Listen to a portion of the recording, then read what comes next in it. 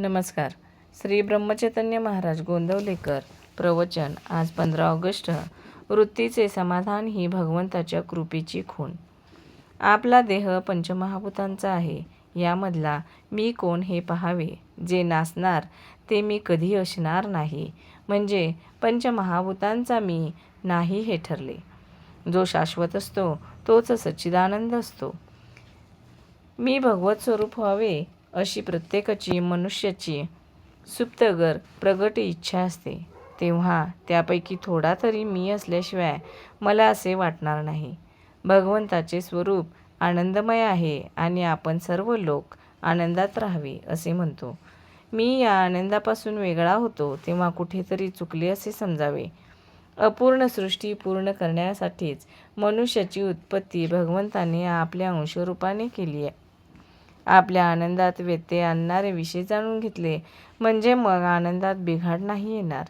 या वाटेने चोर आहेत असे समजले म्हणजे त्या तयारीनेच आपण जातो. जो भक्त झाला त्याला विघ्ने येत नाहीत. भगवंताचे म्हणून कोणतेही काम केले म्हणजे त्रास नाही होत. आनंदाचा साठा कुठे निश्चित असेल तर तो भगवंताजवळ आहे. नाटकात राजाचे काम करणारा माणूस जसा मी खरा भिकारीच आहे हे ओळखून काम करतो, त्याप्रमाणे आपण आपले खरे स्वरूप ओळखून प्रपंच करावा. नाशवंत वस्तूवर आपण प्रेम करतो, तसेच लहान सहान गोष्टीत अभिमान धरतो. इथेच तर चुकते. मी जे नाही ते व्हावे यात सुख आहे असे वाटते.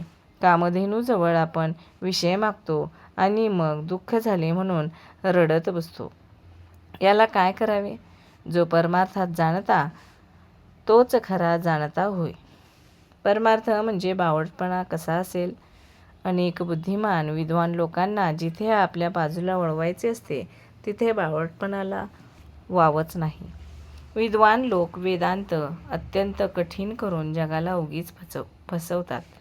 मग सामान्य माणसाला असे वाटते की अरे, हा वेदांत आपल्यासाठी नाही, परंतु ही चूक आहे.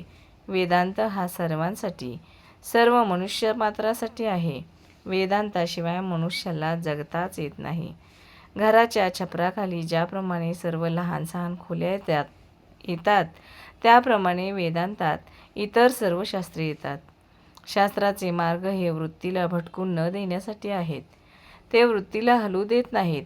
त्यात नामाची गाठ पडली की भगवंतापर्यंत साखळी जोडली जाते. आपण व्यवहारासाठी जन्माला आलो नसून भगवंतासाठी आलो आहोत.